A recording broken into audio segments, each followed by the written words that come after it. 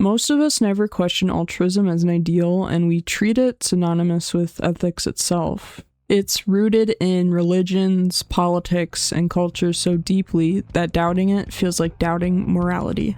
I think the preconception that self-interest and morality can't coexist is wrong. I'm going to make the case that altruism as a moral standard corrodes every facet of life, most importantly, the personal. Before we go any further, we need to clarify because altruism is one of the most misused words in philosophy. According to leading philosophers who advocate for altruism, such as Auguste Comte and Immanuel Kant, its essential meaning is self-sacrifice for others. It demands actions that benefit others at a personal cost to you. No reward, no internal satisfaction, no gain in reputation. In its purest form, altruism is a duty. Altruism is not kindness, it's not goodwill, and it's not benevolence. Those don't require sacrifice when you genuinely value what you give. You can care about others without undermining yourself. You can support people because it aligns with your values, not because morality demands you to sacrifice for them. Confusion often happens when altruism gets repackaged with other names. Effective altruism, altruistic reciprocity. These attempt to water down the original meaning to make it sound less brutal, but if a concept has to be renamed with exceptions just to become palatable, maybe the concept itself deserves skepticism.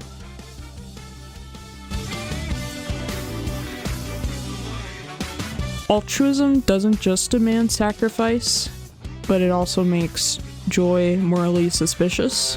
Kant is the clearest example. In his view, the moment you take pleasure in helping someone, the moral worth of the action disappears. If you help because it makes you happy, you've tainted the act. Only if you act out of duty, against your inclinations and interest, is it truly good. You see this sentiment everywhere today. But what was that project really about? Making that investment in Coca-Cola shares more profitable by training those farmers to produce passion fruit destined for the Coca-Cola company. Charity for profit. What a dream. And all across the charity's philanthropic involvement, the story is the same.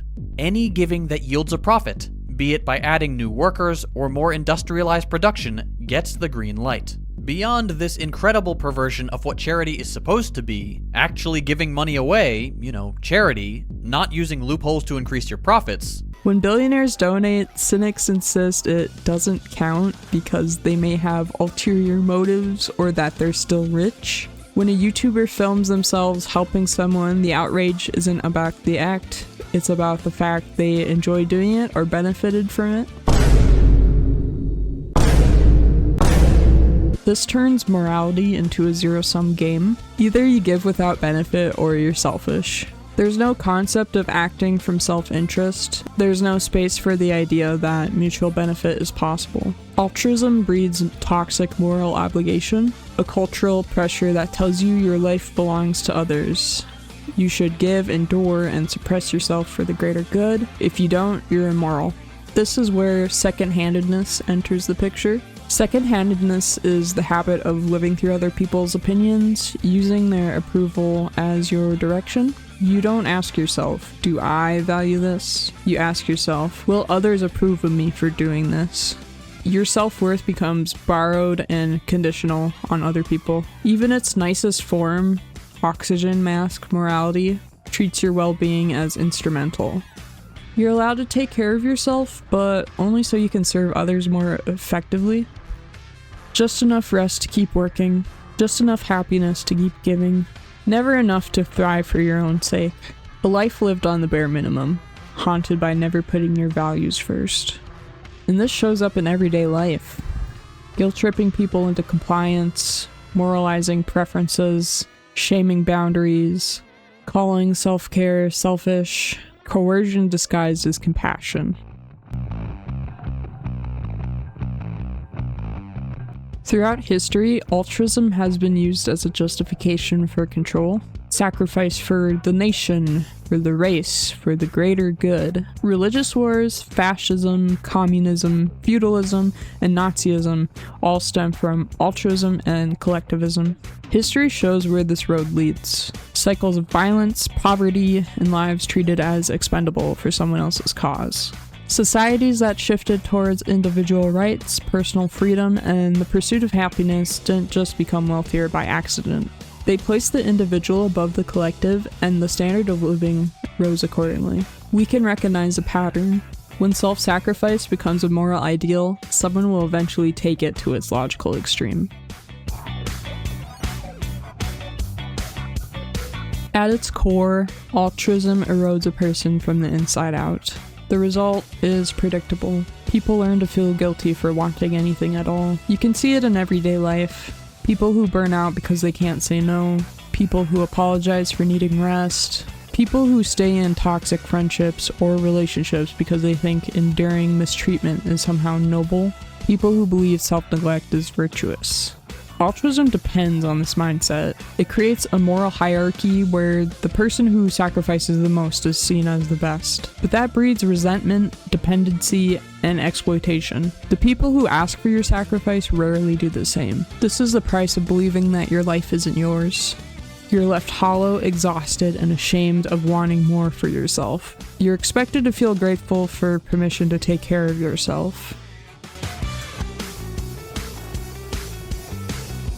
So if not altruism, then what? The answer is not hedonism. Hedonism is just the mirror image of altruism. One demands sacrifice of the self to others, the other demands sacrifice of others to the self. Both operate on the same premise: someone must lose for someone else to gain.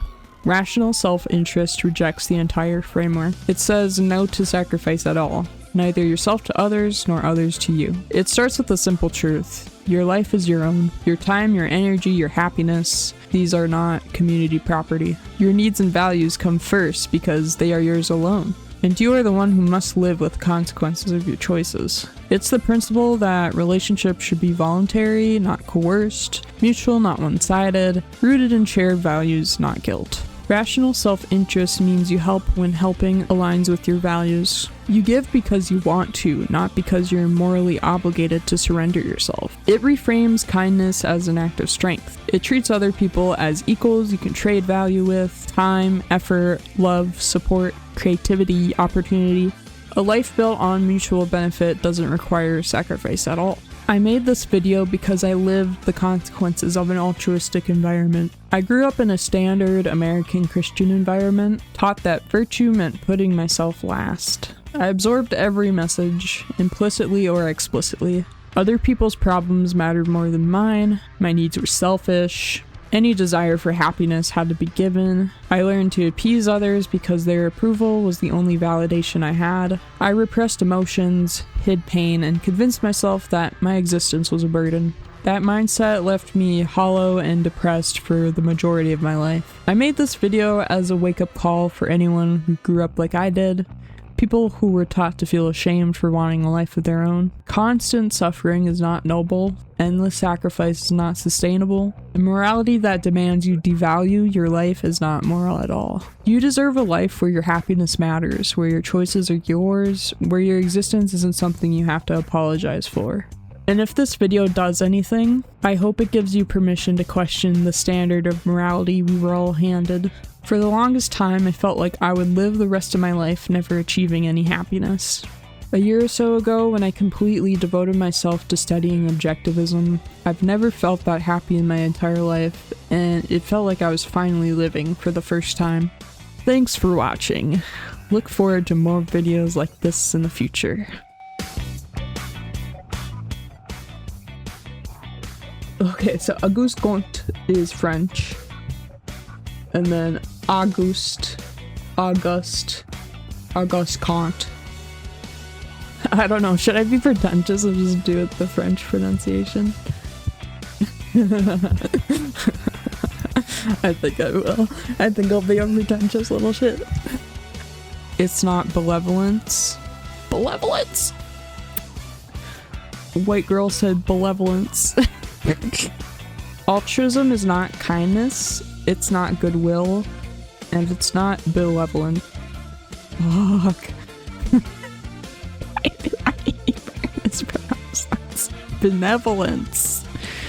Benevolence. There's an N there, not an L. Oh, jeez. I must be like breathing or like channeling it through my nose, my schnauzer, because that's why I'm doing this like nasally voice. Also, not enough air because have asthma. You can support people because it aligns with your values, not because morality demands you to sacrifice for them. Okay, there we go. You know, I just have to breathe. I'm not breathing. And then I run out of air, and that's why I'm like that halfway through the sentence. So yeah, just breathe, idiot.